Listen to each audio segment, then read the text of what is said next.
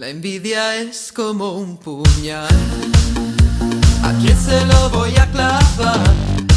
Aunque recuerdo que la maldad siempre se vuelve palabrería y obsesión. Producen muy mala impresión.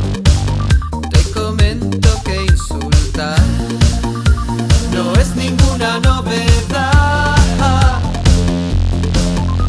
Malgasto mi talento destrozando a los demás, propagando mil mentiras, disfrazando la verdad.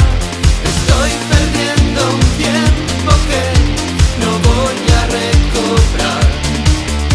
Parece que mi vida no da para más.